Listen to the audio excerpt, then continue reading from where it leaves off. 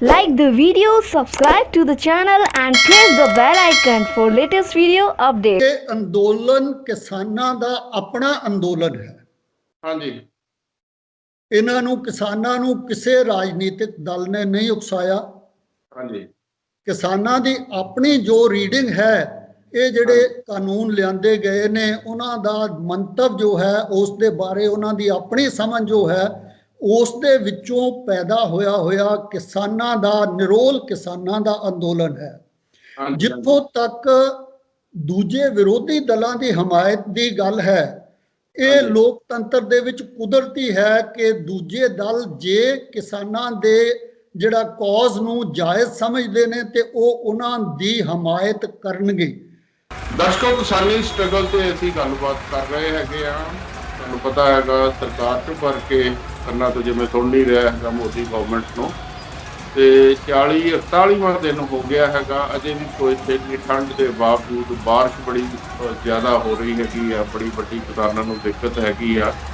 ਸਰਕਾਰ ਇਵੇਂ ਟ੍ਰੀਟ ਕਰ ਰਹੀ ਆ ਜਿਵੇਂ ਕਿ ਇੰਡੀਆ ਦੇ ਸਿਟੀਜ਼ਨ ਨਾ ਹੋਣ, ਕਿਸੇ ਹੋਰ ਬਾਹਰਲੇ ਦੇਸ਼ ਦੇ ਸਿਟੀਜ਼ਨ ਹੋਣ। ਇਹਦੇ ਬਾਰੇ ਅਸੀਂ ਹੋਰ ਗੱਲਬਾਤ ਕਰਾਂਗੇ। ਅਸੀਂ ਆਨਲਾਈਨ ਜੁੜੇ ਹੈਗੇ ਆ ਫਤਿਹਗੜ੍ਹ ਸਾਹਿਬ। ਹੁਣ ਅਸੀਂ ਤੁਹਾਡੀ ਮੁਲਾਕਾਤ ਕਰਾਵਾਂਗੇ ਪ੍ਰੋਫੈਸਰ ਸਾਧੂ ਸਿੰਘ ਪਨਾਗ ਜੀ ਨਾਲ, ਜੋ ਕਿ ਅੰਗਰੇਜ਼ੀ ਦੇ head of the department retire ਹੋਏ ਨੇ ਮਾਤਾ ਗੁਜਰੀ ਕਾਲਜ ਫਤਿਹਗੜ੍ਹ ਸਾਹਿਬ ਤੋਂ, ਤੇ ਬਹੁਤ ਅੱਛੇ ਪੋਇਟ ਵੀ ਨੇ, ਪੋਇਟਰੀ ਵੀ ਬਹੁਤ ਅੱਛੀ ਪੰਜਾਬੀ 'ਚ ਕਰਦੇ ਹੈਗੇ ਆ। ਪ੍ਰੋਫੈਸਰ ਸਾਧੂ ਸਿੰਘ ਪਨਾਗ ਜੀ, ਸਾਡੇ ਪ੍ਰੋਗਰਾਮ ਵਿੱਚ ਬਹੁਤ ਬਹੁਤ ਸਵਾਗਤ ਹੈਗਾ। ਥੈਂਕ ਯੂ ਜੀ। ਥੈਂਕ ਯੂ ਜੀ।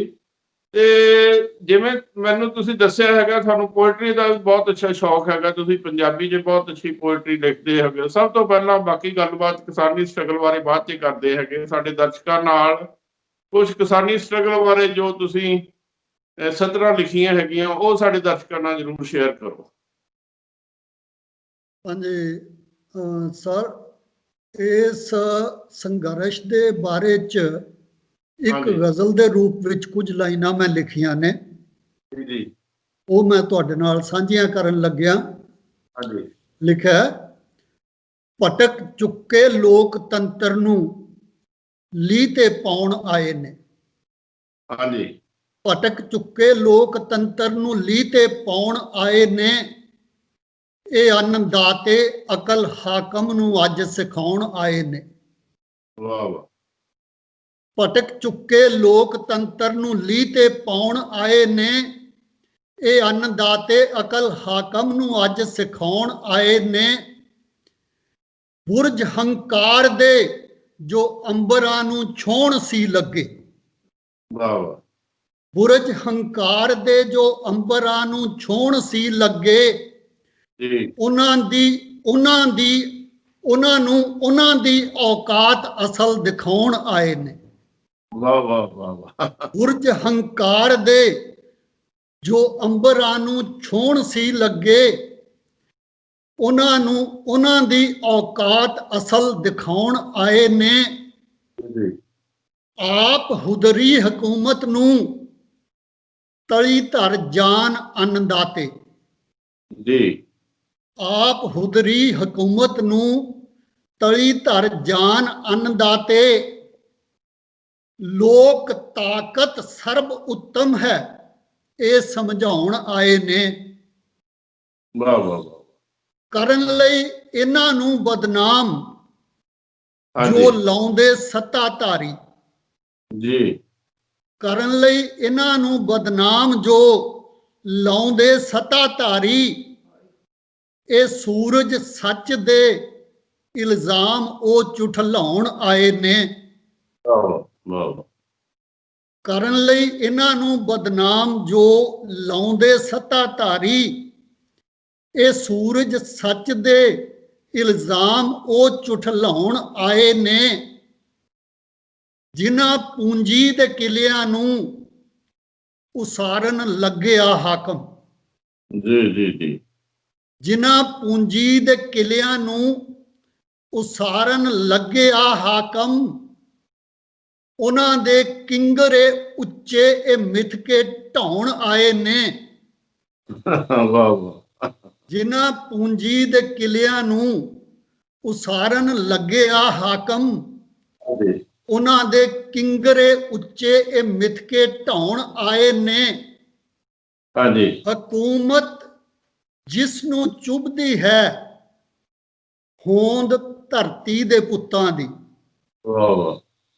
ਹਕੂਮਤ ਜਿਸ ਨੂੰ ਚੁੱਭਦੀ ਹੈ ਹੋਂਦ ਧਰਤੀ ਦੇ ਪੁੱਤਾਂ ਦੀ, ਉਸ ਦੀ ਹੋਂਦ ਨੂੰ ਮਿੱਟੀ ਦੇ ਵਿੱਚ ਮਿਲਾਉਣ ਆਏ ਨੇ। ਵਾਹ ਜੀ ਵਾਹ ਵਾਹ। ਹਕੂਮਤ ਜਿਸ ਨੂੰ ਚੁੱਭਦੀ ਹੈ ਹੋਂਦ ਧਰਤੀ ਦੇ ਪੁੱਤਾਂ ਦੀ, ਉਸ ਦੀ ਹੋਂਦ ਨੂੰ ਮਿੱਟੀ ਦੇ ਵਿੱਚ ਮਿਲਾਉਣ ਆਏ ਨੇ।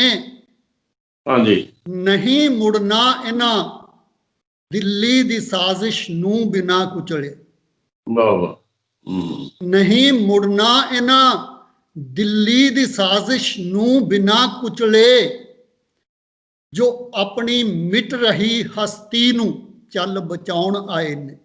ਵਾਹ ਵਾਹ ਬਹੁਤ ਅੱਛਾ। ਨਹੀਂ ਮੁੜਨਾ ਇਹਨਾਂ ਦਿੱਲੀ ਦੀ ਸਾਜ਼ਿਸ਼ ਨੂੰ ਬਿਨਾਂ ਕੁਚਲੇ, ਜੋ ਆਪਣੀ ਮਿਟ ਰਹੀ ਹਸਤੀ ਨੂੰ ਚੱਲ ਬਚਾਉਣ ਆਏ ਨੇ। ਹਾਂਜੀ ਪਨਾਗਾ ਮੁੜ ਨੰਗੇ ਹੁਣ ਚਾਲ ਲੂੰਬੜ ਦੀ ਦਫਨ ਕਰਕੇ। ਵਾਹ ਵਾਹ।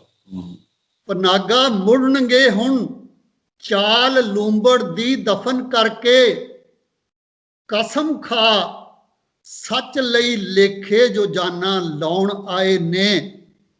ਕਸਮ ਖਾ ਸੱਚ ਲਈ ਲੇਖੇ ਜੋ ਜਾਨਾਂ ਲਾਉਣ ਆਏ ਨੇ। ਚਲੋ ਪਨਾਗ ਜੀ ਬਹੁਤ ਅੱਛਾ, ਤੁਸੀਂ ਪੋਇਟਰੀ ਬਹੁਤ ਅੱਛੀ, ਜਿਹਦੇ ਵਿੱਚ ਉਹਨਾਂ ਤੁਸੀਂ ਕਿਸਾਨੀ ਦਾ ਜਿਹੜਾ ਸਟਰਗਲ ਦਾ ਤੱਤ ਜਿਹੜਾ ਹੈਗਾ ਉਹ ਇਹਦੇ ਵਿੱਚ ਸਮੇਟਣ ਦੀ ਕੋਸ਼ਿਸ਼ ਕੀਤੀ ਹੈਗੀ ਆ। ਜਿਵੇਂ ਤੁਹਾਨੂੰ ਪਤਾ ਹੈਗਾ ਇਹ ਸਰਕਾਰ ਦੀਆਂ ਲੂੰਬੜ ਚਾਲਾਂ ਬੜੀਆਂ ਇਹੋ ਜਗ ਜ਼ਾਹਰ ਹੋਈਆਂ ਹੈਗੀਆਂ। ਕਿਤੇ ਇਹਨਾਂ ਨੂੰ ਖਾਲਿਸਤਾਨੀ ਕਹਿੰਦੇ ਹੈਗੇ ਕਿਸਾਨਾਂ ਨੂੰ, ਕਿਤੇ ਕਹਿੰਦੇ ਆ ਇਹੋ ਇਹ ਅੱਤਵਾਦੀ ਆ, ਕਿਤੇ ਕਹਿੰਦੇ ਆ ਇਹੋ ਜਿਹੜੇ ਕਮਿਊਨਿਸਟਾਂ ਦੇ ਹੱਥ ਵਿੱਚ ਆ, ਕਿਤੇ ਕੁਛ ਕਿਤੇ ਕੁਛ। ਇਹ ਹੁਣ ਸੱਚਾਈ ਨੂੰ ਪਛਾਣਨ ਤੋਂ ਬਿਨਾਂ ਹੋਰ ਹਰ ਤਰ੍ਹਾਂ ਦੇ ਇਲਜ਼ਾਮ ਇਹਨਾਂ ਤੇ ਲਗਾਏ ਜਾ ਰਹੇ ਨੇ। ਜੀ ਜੀ।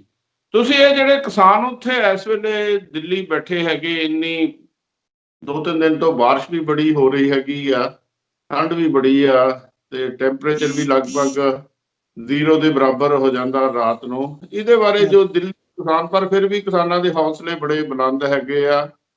ਦਿੱਲੀ ਦੇ ਕਿਸਾਨਾਂ ਬਾਰੇ ਜਿਹੜੇ ਇੱਥੇ ਵੀ ਉਹਨਾਂ ਨੂੰ ਸਪੋਰਟ ਦੇ ਰਹੇ ਹੈਗੇ ਜਾਂ ਪੂਰੇ ਇੰਡੀਆ ਵਿੱਚ, ਉਹਨਾਂ ਬਾਰੇ ਕੁਝ ਕੀ ਸਾਡੇ ਦਰਸ਼ਕਾਂ ਨੂੰ ਦੱਸਣਾ ਚਾਹੁੰਦੇ ਹੋ? ਐਕਸ ਕੀ ਆ ਉਹ ਬਾਅਦ 'ਚ ਕਰਦੇ ਡਿਸਕਸ। ਦੇਖੋ ਜੀ, ਸ਼ੁਰੂ ਦੇ ਵਿੱਚ ਸਰਕਾਰ ਨੇ ਇਹ ਪ੍ਰਚਾਰ ਕਰਨ ਦੀ ਕੋਸ਼ਿਸ਼ ਕੀਤੀ ਸੀ ਕਿ ਇਹ ਸਿਰਫ ਪੰਜਾਬ ਦੇ ਕਿਸਾਨਾਂ ਦਾ ਅੰਦੋਲਨ ਹੈ। ਜੀ ਜੀ। ਉਹਨਾਂ ਨੂੰ ਹਰਿਆਣਾ ਦੇ ਵਿੱਚ ਰੋਕਣ ਦੀ ਕੋਸ਼ਿਸ਼ ਵੀ ਕੀਤੀ ਗਈ। ਹਾਂਜੀ। ਪਰ ਇੱਕ ਗੱਲ ਸਾਫ਼ ਹੈ ਕਿ ਉਹਨਾਂ ਨੂੰ ਉਹ ਬੈਰੀਕੇਡ ਜਿਹੜੇ ਸੀ ਉਹ ਰਿਮੂਵ ਕਰਨ ਦੇ ਵਿੱਚ ਹਰਿਆਣਾ ਦੇ ਕਿਸਾਨਾਂ ਨੇ ਜਿੰਨੀ ਮਦਦ ਕੀਤੀ, ਉਸ ਤੋਂ ਸਾਬਤ ਹੈ ਕਿ ਇਹ ਸੰਘਰਸ਼ ਕੇਵਲ ਪੰਜਾਬ ਦੇ ਕਿਸਾਨਾਂ ਦਾ ਨਹੀਂ ਸੀ। ਹਾਂਜੀ ਹਾਂਜੀ।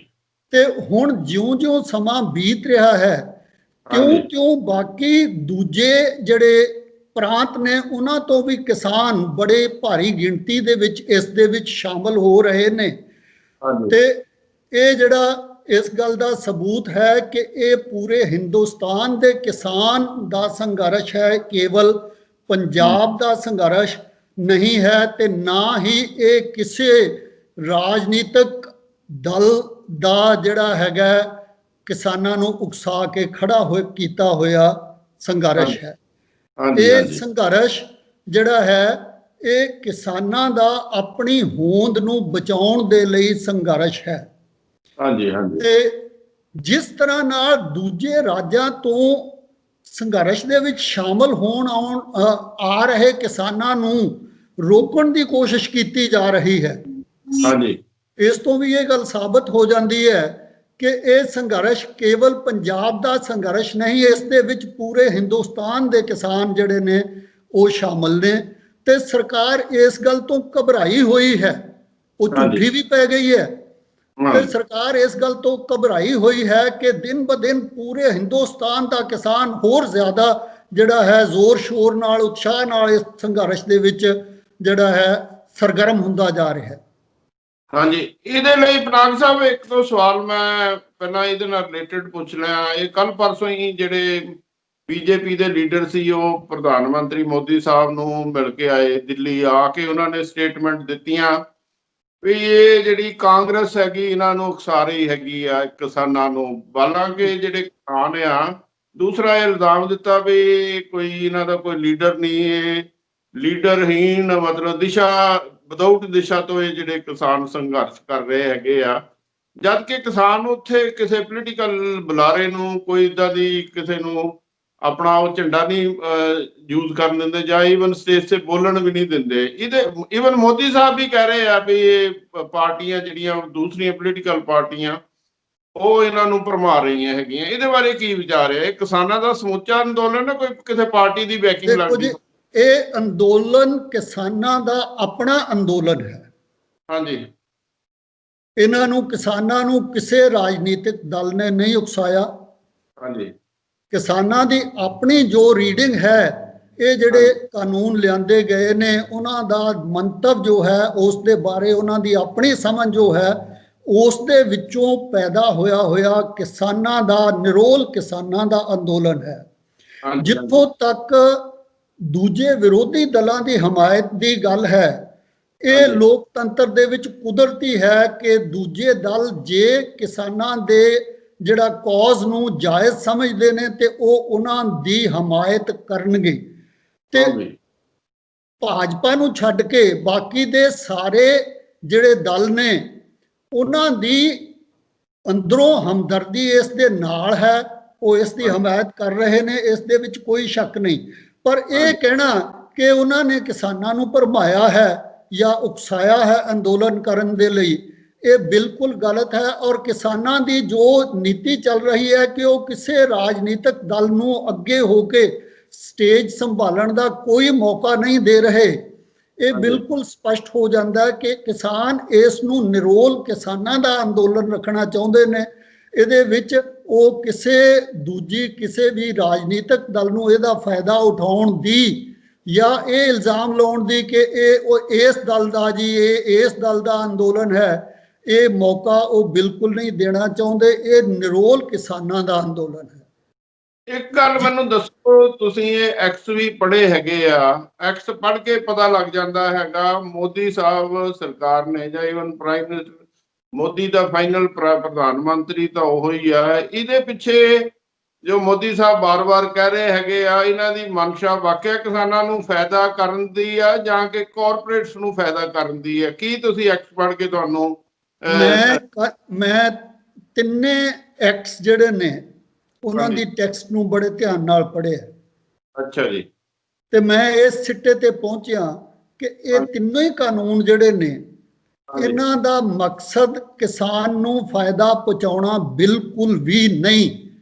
ਤੇ ਅੰਤਮ ਐਨਾਲਿਸਿਸ ਦੇ ਵਿੱਚ ਕਿਸਾਨ ਨੂੰ ਇਹਨਾਂ ਦਾ ਨੁਕਸਾਨ ਹੋਏਗਾ, ਕਿਸਾਨ ਦੀ ਹੋਂਦ ਖਤਮ ਹੋ ਜਾਏਗੀ, ਕਿਸਾਨ ਇੱਕ ਮਜ਼ਦੂਰ ਬਣ ਕੇ ਰਹਿ ਜਾਏਗਾ, ਕਾਰਪੋਰੇਟਸ ਦੇ ਲਈ ਕੰਮ ਕਰਨ ਵਾਲਾ। ਹਾਂਜੀ, ਹਾਂਜੀ। ਦੇਖੋ, ਜਿਹੜਾ ਪਹਿਲਾ ਐਕਟ ਹੈ ਮੰਡੀਆਂ ਦੇ ਬਾਰੇ ਚ, ਹਾਂਜੀ, ਉਹਦੇ ਵਿੱਚ ਉਹਦਾ ਕਿਸਾਨਾਂ ਨਾਲ ਕੋਈ ਲੈਣ ਦੇਣ ਨਹੀਂ। ਜਿਹੜੀ ਆਜ਼ਾਦੀ ਦੀ ਇਹ ਗੱਲ ਕਰ ਰਹੇ ਨੇ, ਵਿਕਲਪ ਦੇਣ ਦੀ, ਆਜ਼ਾਦੀ ਦੇਣ ਦੀ ਗੱਲ ਕਰ ਰਹੇ ਨੇ, ਉਹ ਆਜ਼ਾਦੀ ਕਿਸਾਨ ਨੂੰ ਬਿਲਕੁਲ ਨਹੀਂ, ਉਹ ਆਜ਼ਾਦੀ ਵਪਾਰੀ ਨੂੰ ਹੈ। ਉਹ ਵਪਾਰੀ ਚਾਹੇ ਕੋਈ ਵੀ ਹੋਵੇ, ਹਾਂਜੀ, ਹਾਂਜੀ, ਠੀਕ, ਚਾਹੇ ਉਹ ਅਦਾਨੀ ਹੋਵੇ, ਅੰਬਾਨੀ ਹੋਵੇ ਜਾਂ ਕੋਈ ਹੋਰ ਵੱਡਾ ਵਪਾਰੀ ਹੋਵੇ। ਕਿਸਾਨ ਅਗਰ ਕਿਸੇ ਦੂਜੇ ਪ੍ਰਾਂਤ ਦੇ ਵਿੱਚ ਕੀਮਤ ਜ਼ਿਆਦਾ ਹੈ, ਭਾਅ ਜ਼ਿਆਦਾ ਚੱਲ ਰਿਹਾ ਹੈ, ਕਿਸਾਨ ਕੋਲ ਨਾ ਇੰਨਾ ਵਕਤ ਹੁੰਦਾ, ਨਾ ਉਹਦੇ ਕੋਲ ਇੰਨੀ ਪੈਦਾਵਾਰ ਹੁੰਦੀ ਹੈ ਕਿ ਉਹ ਦੂਰ ਦੁਰਾਡੇ ਦੀ ਮੰਡੀ 'ਚ ਜਾ ਕੇ ਜਿਹੜਾ ਆਪਣੀ ਜਿਣਸ ਨੂੰ ਵੇਚਣ ਜਾਵੇ। ਜੀ, ਹਾਂਜੀ। ਠੀਕ ਹੈ। ਜਦੋਂ ਇਹ ਫਾਇਦਾ ਲੈਣਾ ਤਾਂ ਵਪਾਰੀ ਨੇ ਹੀ ਇੱਕ ਰਾਜ ਦੇ ਵਿੱਚੋਂ ਖਰੀਦਣਾ ਹੈ ਤੇ ਦੂਜੇ ਰਾਜ ਦੇ ਵਿੱਚ ਲਿਜਾ ਕੇ ਵੇਚਣਾ ਹੈ। ਇਹ ਆਜ਼ਾਦੀ ਵਪਾਰੀ ਨੂੰ ਮਿਲੀ ਹੈ, ਕਿਸਾਨ ਨੂੰ ਨਹੀਂ ਮਿਲੀ। ਕਿਸਾਨ ਨੂੰ ਇਸ ਆਜ਼ਾਦੀ ਦੀ ਲੋੜ ਹੀ ਨਹੀਂ, ਕਿਉਂਕਿ ਕਿਸਾਨ ਕੋਲ ਨਾ ਵਕਤ ਹੈ, ਨਾ ਰਿਸੋਰਸਿਸ ਨੇ। ਕਿ ਉਹ ਆਪਣੀ 100-200 ਕੁਇੰਟਲ ਜਿਣਸ ਨੂੰ ਜਿਹੜਾ ਹੈਗਾ 2000 ਕਿਲੋਮੀਟਰ ਦੂਰ ਕਿਸੇ ਮੰਡੀ ਦੇ ਵਿੱਚ ਵੇਚਣ ਜਾਵੇ, ਉਹਨੇ ਤਾਂ ਆਪਣੀ ਅਗਲੀ ਫਸਲ ਦੀ ਜਿਹੜੀ ਹੈਗੀ ਆ ਉਹਦਾ ਵੀ ਫਿਕਰ ਕਰਨਾ ਹੈ। ਹਾਂਜੀ ਹਾਂਜੀ ਹਾਂਜੀ। ਤੇ ਦੂਜੀ ਗੱਲ, ਇਹ ਮੰਡੀ ਜਿਹੜੀ ਹੈਗੀ ਹੈ, ਜਿਹੜੀਆਂ ਪੈਰਲਲ ਮੰਡੀ ਕ੍ਰੀਏਟ ਕੀਤੀ ਜਾਣੀ ਹੈ, ਹਾਂਜੀ ਇਸ ਦੇ ਨਾਲ ਜੋ ਸ਼ਰਤਾਂ ਰੱਖੀਆਂ ਗਈਆਂ ਨੇ, ਜੋ ਨਿਯਮ ਨੇ ਕਿ ਉਹਨਾਂ ਦੇ ਵਿੱਚ ਕੋਈ ਟੈਕਸਿਸ ਨਹੀਂ ਦੇਣੇ ਪੈਣਗੇ ਉਹਨਾਂ ਨੂੰ, ਤੇ ਉਹਦੇ ਨਾਲ ਆਪਣੇ ਆਪ APMC ਦੀਆਂ ਜਿਹੜੀਆਂ ਮੰਡੀਆਂ ਨੇ ਉਹਨਾਂ ਦੀ ਖਤਮ ਹੋ ਜਾਏਗੀ। ਕਿਉਂਕਿ ਸ਼ੁਰੂ ਦੇ ਵਿੱਚ ਕਿਸਾਨ ਜਿਹੜਾ ਹੈ ਉਹਨੂੰ 4 ਪੈਸੇ ਨਿੱਜੀ ਮੰਡੀ ਦੇ ਵਿੱਚ ਜ਼ਿਆਦਾ ਮਿਲਣਗੇ। ਹਾਂਜੀ ਹਾਂਜੀ ਹਾਂ ਕਿਉਂ? ਉਹਨਾਂ ਨੇ ਆਪਣੇ ਪੱਲਿਓਂ ਤਾਂ ਦੇਣੀਆਂ ਨਹੀਂ। ਜਿਹੜੇ 8-8.5% ਉਹਨਾਂ ਦੇ ਕਰ ਟੈਕਸ ਜਿਹੜੇ ਨੇ ਦੂਜੇ ਪਾਸਿਓਂ ਬਚਣੇ ਨੇ, ਉਹਨਾਂ ਦੇ ਵਿੱਚੋਂ ਹੀ ਅੱਧ ਪਚੱਧ ਉਹਨਾਂ ਕਿਸਾਨ ਨੂੰ ਦੇ ਦੇਣਾ, ਅੱਧ ਪਚੱਧ ਆਪਣੀ ਜੇਬ 'ਚ ਪਾ ਲੈਣਾ। ਇਹ ਤਾਂ ਉਹੀ ਕਿਸਾਨ ਦੇ ਖੀਸੇ 'ਚੋਂ ਕੱਢ ਕੇ ਅੱਧਾ ਆਪ ਰੱਖ ਲਿਆ, ਅੱਧਾ ਉਹਦੀ ਜੇਬ 'ਚ ਪਾਤਾ। ਹਾਂਜੀ ਹਾਂਜੀ ਦੂਜੀ ਗੱਲ, ਇਹ ਜਿਹੜੇ ਟੈਕਸ ਹੁੰਦੇ ਸੀ, ਲੱਗਦੇ ਸੀ ਮਾਰਕੀਟ ਕਮੇਟੀ ਵੱਲੋਂ, ਇਹਨਾਂ ਦਾ ਖਰਚ ਜਿਹੜਾ ਸੀ ਕਿੱਥੇ ਖਰਚ ਕੀਤੇ ਜਾਂਦੇ ਸੀ? ਪਿੰਡਾਂ ਦੀ ਹਾਲਤ ਨੂੰ ਸੁਧਾਰਨ ਲਈ, ਪਿੰਡਾਂ ਦੀਆਂ ਲਿੰਕ ਰੋਡਸ ਜਿਹੜੀਆਂ ਨੇ ਉਹਨਾਂ ਨੂੰ ਮੇਨਟੇਨ ਕਰਨ ਲਈ, ਪਿੰਡਾਂ ਦੀਆਂ ਗਲੀਆਂ ਵਗੈਰਾ ਜਿਹੜਾ ਹੈਗਾ ਉਹ ਪੱਕੀਆਂ ਕਰਨ ਲਈ, ਪਿੰਡਾਂ ਦੇ ਸੁਧਾਰ ਲਈ ਵਰਤੇ ਜਾਂਦੇ ਸੀ। ਤੇ ਜਦੋਂ ਇਹ ਖਤਮ ਕਰਤਾ, ਇਹਨਾਂ ਕੰਮਾਂ ਲਈ ਪੈਸਾ ਕਿੱਥੋਂ ਆਏਗਾ? ਇਹ ਕਿਸਾਨਾਂ ਦਾ ਪੈਸਾ ਸੀ, ਕਿਸਾਨਾਂ ਦੇ ਉੱਤੇ ਹੀ ਖਰਚ ਕਰਦਾ ਸੀ। ਸਰਕਾਰ ਟੈਕਸ ਲਗਾਉਂਦੀ ਹੈ ਤਾਂ ਕਿ ਉਹ ਜਿਹੜਾ ਹੈ ਡਿਵੈਲਪਮੈਂਟ ਦੇ ਵਿਕਾਸ ਦੇ ਕੰਮਾਂ ਤੇ ਖਰਚ ਕਰ ਸਕੇ। ਤੇ ਜੇ ਸਰਕਾਰ ਦੀ ਤੁਸੀਂ ਆਮਦਨ ਖਤਮ ਕਰ ਦੋਗੇ, ਸਰਕਾਰ ਉਹ ਕੰਮ ਕਿੱਥੋਂ ਕਰੇਗੀ? ਔਰ ਇਹ ਕਿਸਾਨਾਂ ਦਾ ਪੈਸਾ ਸੀ, ਕਿਸਾਨਾਂ ਤੇ ਹੀ ਖਰਚ ਹੁੰਦਾ ਸੀ, ਉਹ ਤੁਸੀਂ ਖੋਹ ਲਿਆ। ਉਹ ਖੋਹ ਕੇ ਅੱਛਾ ਹੁਣ ਫਿਰ ਹੋਏਗਾ ਕਿ ਕਿਸਾਨ ਜਿੱਥੇ 4 ਪੈਸੇ ਉਹਨੂੰ ਨਿੱਜੀ ਮੰਡੀ 'ਚ ਮਿਲਦੇ ਜਾਣਗੇ, ਕਿਸਾਨ ਉਧਰ ਨੂੰ ਜਾਏਗਾ। ਤੇ APMC ਦੀਆਂ ਮੰਡੀਆਂ ਜਿਹੜੀਆਂ ਨੇ, ਉਦੋਂ ਉੱਥੇ ਜਦੋਂ ਕੋਈ ਜਾਏਗਾ ਹੀ ਨਹੀਂ ਤਾਂ ਉਹ ਆੜ੍ਹਤੀਏ ਜਿਹੜੇ ਉੱਥੇ ਬੈਠੇ ਨੇ, ਉਹ ਉੱਥੇ ਕਾਹਦੇ ਲਈ ਬੈਠੇ ਰਹਿਣਗੇ? ਉਹ ਆਪਣਾ ਕੰਮਕਾਰ ਸਮੇਟ ਕੇ ਘਰ ਜਾ ਬੈਠਣਗੇ। APMC ਮੰਡੀ ਤਾਂ ਆਪਣੇ ਆਪ ਖਤਮ ਹੋ ਗਈ। ਬਿਲਕੁਲ। ਤੇ ਕਿਸਾਨ ਕੋਲ ਬਦਲ ਕਿਹੜਾ ਰਹਿ ਗਿਆ? ਜਦੋਂ ਇਹ APMC ਮੰਡੀ ਖਤਮ ਹੋ ਜਾਏਗੀ ਤੇ ਫਿਰ ਨਿੱਜੀ ਜਿਹੜੇ ਮੰਡੀਆਂ ਦੇ ਮਾਲਕ ਨੇ ਉਹ ਆਪਣੇ ਮਨ ਚਾਹੇ ਕੀਮਤ ਤੇ, ਫਿਰ ਉਹ ਸ਼ੁਰੂ ਦੇ ਵਿੱਚ ਸਾਲ 2 ਸਾਲ ਜਿਹੜਾ ਹੈ ਉਹ ਜ਼ਿਆਦਾ ਕੀਮਤ ਦੇਣਗੇ, ਜ਼ਰੂਰ ਦੇਣਗੇ। ਪਰ ਜਦੋਂ APMC ਮੰਡੀ ਜਿਹੜੀ ਹੈ ਉਹਨਾਂ ਨੇ ਖਤਮ ਕਰ ਦਿੱਤੀ, ਉਸ ਤੋਂ ਬਾਅਦ ਫਿਰ ਉਹ ਕਹਿਣਗੇ ਕਿ ਅਸੀਂ ਨਹੀਂ ਇਸ ਭਾਅ ਖਰੀਦਣੀ, ਹੁਣ ਤਾਂ ਅਸੀਂ ਤਾਂ ਇਸ ਭਾਅ ਖਰੀਦ ਸਕਦੇ ਹਾਂ, ਤੁਸੀਂ ਵੇਚਣੀ ਹੈ ਵੇਚੋ, ਨਹੀਂ ਵੇਚਣੀ ਨਾ ਵੇਚੋ। ਤੇ ਕਿਸਾਨ ਮਜਬੂਰ ਹੋ ਜਾਏਗਾ ਉਹਨਾਂ ਦੇ ਮੂੰਹ ਮੰਗੇ ਭਾਅ ਤੇ। ਈਵਨ ਇਸ ਸਾਲ ਤੁਸੀਂ ਦੇਖੋ, ਜਿਹੜਾ ਪੰਜਾਬ ਦੇ ਵਿੱਚ ਝੋਨਾ ਬਾਹਰਲੇ ਰਾਜਾਂ ਚੋਂ ਵਿਕਣ ਦੇ ਲਈ ਆਇਆ, ਉਹ ਕੌਣ ਲੈ ਕੇ ਆਇਆ? ਕੀ ਉਹ ਕਿਸਾਨ ਲੈ ਕੇ ਆਏ ਨੇ? ਕੋਈ ਕਿਸਾਨ ਝੋਨਾ ਵੇਚਣ ਪੰਜਾਬ 'ਚ ਨਹੀਂ ਆਇਆ ਦੂਜੇ ਰਾਜਾਂ 'ਚੋਂ, ਵਪਾਰੀ ਖਰੀਦ ਕੇ ਲਿਆਇਆ।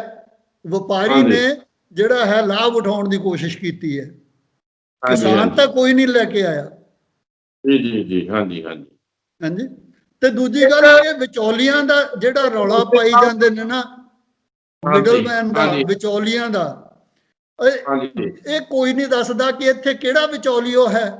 ਪੰਜਾਬ ਦੇ ਵਿੱਚ, ਹਰਿਆਣੇ ਦੇ ਵਿੱਚ ਸਿਰਫ ਆੜ੍ਹਤੀਏ ਨੇ, ਤੇ ਆੜ੍ਹਤੀਆ ਤਾਂ ਆਪਣਾ 2.5% ਕਮਿਸ਼ਨ ਜਿਹੜਾ ਹੈ ਸਰਵਿਸ ਚਾਰजेस ਉਸਦੇ ਹਨ, ਉਹ ਲੈਂਦਾ ਹੈ। ਬਾਕੀ ਜਿਹੜੇ ਹਨ ਉਹ ਤਾਂ ਸਰਕਾਰ ਕੋਲ ਟੈਕਸ ਜਾਂਦਾ ਤੇ ਉਹ ਪਿੰਡਾਂ ਦਾ ਕਿਸਾਨਾਂ ਤੋਂ ਲਿਆ ਜਾਂਦਾ, ਕਿਸਾਨਾਂ ਤੇ ਖਰਚ ਕੀਤਾ ਜਾਂਦਾ। ਤੇ ਵਿਚੌਲੀਏ ਕਿਹੜਾ ਵਿਚੌਲੀਏ ਖਾ ਜਾਂਦੇ ਨੇ ਜਿਨ੍ਹਾਂ ਵਿਚੌਲੀਆਂ ਤੋਂ ਇਹ ਬਚਾਉਣ ਲੱਗੇ ਨੇ। ਹਾਂਜੀ ਹਾਂਜੀ ਹਾਂਜੀ। ਚਲੋ ਇੱਕ ਦੋ ਸਵਾਲ ਮੈਨੂੰ ਹੋਰ ਦੱਸੋ। ਇਹਦੇ ਤੋਂ ਤਾਂ ਹੁਣ ਸਪਸ਼ਟ ਹੀ ਹੋ ਗਿਆ ਜਿੰਨੀਆਂ ਡਿਬੇਟਸ ਹੋਈਆਂ ਵੀ ਮੋਦੀ ਸਾਹਿਬ ਦਾ ਜਿਹੜੇ ਕਾਰਪੋਰੇਟਸ ਨੂੰ ਮਤਲਬ ਬਹੁਤ ਜ਼ਿਆਦਾ ਬੈਨੀਫਿਟ ਦੇਣ ਦਾ ਇਹ ਕਰਕੇ ਕਾਨੂੰਨ ਬਣਾਏ ਆ। ਹੋ ਸਕਦਾ ਉਹਨਾਂ ਦੀ ਸਟ੍ਰੈਟਜੀ ਹੋਏਗੀ, ਉਹਨਾਂ ਤੋਂ ਇਹਨਾਂ ਨੂੰ ਪੋਲੀਟੀਕਲ ਡੋਨੇਸ਼ਨ ਮਿਲਦੀ ਹੋਏਗੀ ਜਾਂ ਇਸ ਤਰ੍ਹਾਂ ਦੀ ਕੋਈ ਹੋਏਗੀ। ਪਰ ਅੱਜ ਦੀ ਡੇਟ 'ਚ ਕਿਸਾਨ ਉੱਥੇ ਹੈਗੇ ਆ, ਬੜੀਆਂ ਇਨਹਿਊਮਨ ਕੰਡੀਸ਼ਨ ਦੇ ਆ, ਬਾਰਿਸ਼ ਬੜੀ ਆ, ਠੰਡ ਬੜੀ ਹੈਗੀ ਆ। ਇਹਦੇ ਨਾਲ ਸਰਕਾਰ ਦੇ ਮੰਤਰੀ ਜਾਂ ਸਰਕਾਰ ਦੀ ਮਨਸ਼ਾ ਤੱਕ ਐਕਸਪੋਜ਼ ਹੋਈ। ਤੁਹਾਨੂੰ ਇਹ ਲੱਗਦਾ ਹੈਗਾ ਪੋਲੀਟੀਕਲੀ ਗ੍ਰਾਫ ਵੀ ਮੋਦੀ ਸਾਹਿਬ ਦਾ ਥੱਲੇ ਆਉਣਗੇ ਜਾਂ ਉਹਨਾਂ ਦਾ ਜਿਹੜਾ ਵੋਟ ਬੈਂਕ ਉਹਨੂੰ ਸਪੋਰਟ ਕਰਦਾ ਸੀ, ਬੀਜੇਪੀ ਨੂੰ ਉਹ ਉਹਨਾਂ ਦੇ ਹੱਥੋਂ ਥੋੜਾ ਜਿਹਾ ਨਿਕਲੇਗਾ? ਇਹਦੇ ਬਾਰੇ ਕੀ ਕਹਿਣਾ ਚਾਹੁੰਦੇ ਹੋ? ਦੇਖੋ ਜੀ, ਇਹਦੇ 'ਚ ਕੋਈ ਸ਼ੱਕ ਨਹੀਂ ਕਿ ਸਿਰਫ ਕਿਸਾਨੀ ਦੇ ਵਿੱਚ ਨਹੀਂ, ਦੂਜੇ ਹਾਂਜੀ। ਵਰਗਾਂ ਦੇ ਵੱਲੋਂ ਵੀ ਜਿਹੜੀ ਹਮਾਇਤ ਭਾਰਤੀ ਜਨਤਾ ਪਾਰਟੀ ਨੂੰ ਜਾਂ ਮੋਦੀ ਨੂੰ ਹਾਸਲ ਸੀ, ਉਹਨੂੰ ਨੁਕਸਾਨ ਪਹੁੰਚੇਗਾ। ਹਾਂਜੀ।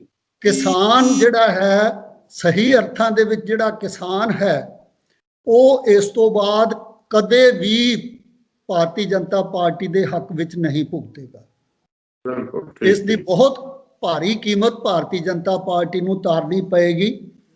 ਈਵਨ ਅੱਜ ਜਿਹੜੇ ਹੈਗੇ, ਜਿਹੜੇ ਕਿਸਾਨਾਂ ਨੂੰ ਇਹ ਪੇਸ਼ ਕਰ ਰਹੇ ਨੇ, ਕੋਈ ਕਿਸਾਨ ਇਹਨਾਂ ਦੇ ਹੱਕ ਵਿੱਚ ਨਹੀਂ ਹੈ। ਜਿਹੜੇ ਹਾਂਜੀ, ਕਿਸਾਨਾਂ ਹਾਂਜੀ। ਨੂੰ ਆਪਣੇ ਜਿਹੜਾ ਹੈਗਾ ਪਾਰਟੀ ਦੇ ਮੈਂਬਰ, ਉਹਨਾਂ ਨੂੰ ਇਹ ਖਰੀਦੇ ਹੋਏ, ਉਹਨਾਂ ਨੂੰ ਕਿਸਾਨ ਬਣਾ ਕੇ ਕਿਸਾਨ ਇਸ ਦੀ ਹਮਾਇਤ ਕਰ ਰਹੇ ਨੇ ਜੀ। ਕਿਸਾਨ ਜਿਹੜਾ ਜੈਨੂਇਨ ਕਿਸਾਨ ਹੈ, ਉਹ ਕੋਈ ਵੀ ਇਸ ਦੇ ਪੱਖ ਵਿੱਚ ਨਹੀਂ, ਕੋਈ ਇਸ ਨੂੰ ਠੀਕ ਨਹੀਂ ਸਮਝਦਾ। ਹਾਂਜੀ ਹਾਂਜੀ ਹਾਂਜੀ। ਤੇ ਇਹ ਜਿਹੜੇ ਨੇ, ਇਹਨਾਂ ਨੂੰ ਕਹੀ ਜਾਂਦੇ ਨੇ ਇਹ ਕਿਸਾਨ ਦੇ ਫਾਇਦੇ ਲਈ ਅਸੀਂ ਕਾਨੂੰਨ ਬਣਾਏ ਨੇ, ਤੇ ਜਦੋਂ ਕਿਹਾ ਜਾਂਦਾ ਕਿਸਾਨ ਨੂੰ ਫਾਇਦਾ ਕੀ ਹੋਏਗਾ, ਤਾਂ ਕੋਈ ਫਾਇਦਾ ਦੱਸਣ ਵਾਲਾ ਇਹਨਾਂ ਕੋਲ ਹੈ ਨਹੀਂ। ਕੀ ਫਾਇਦਾ ਹੋਏਗਾ ਕਿਸਾਨ ਨੂੰ?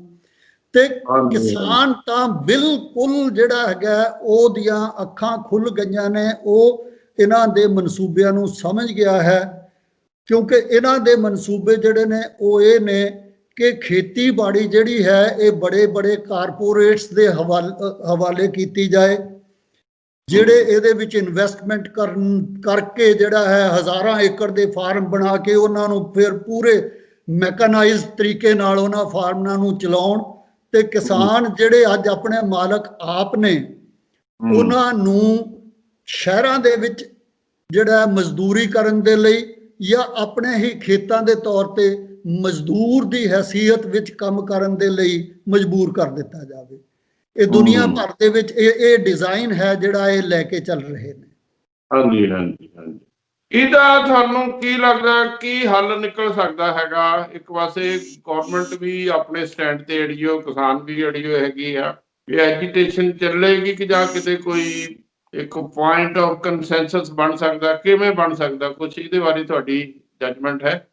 ਦੇਖੋ, ਅੱਜ ਦੇ ਹਾਲਾਤ ਜਿਹੜੇ ਨੇ ਉਹਨਾਂ ਦੇ ਵਿੱਚ ਹਾਂਜੀ। ਮੇਰੀ ਅਸੈਸਮੈਂਟ ਇਹ ਹੈ ਕਿ ਕਿਸਾਨ ਜਿਹੜੇ ਨੇ ਉਹ ਆਪਣੀ ਹੋਂਦ ਨੂੰ ਬਚਾਉਣ ਲਈ, ਜਿਹਨੂੰ ਆਪਾਂ ਕਹਿੰਦੇ ਆ ਹਥੇਲੀ ਤੇ ਜਾਨ ਧਰ ਕੇ ਆਏ ਹੋਏ ਨੇ।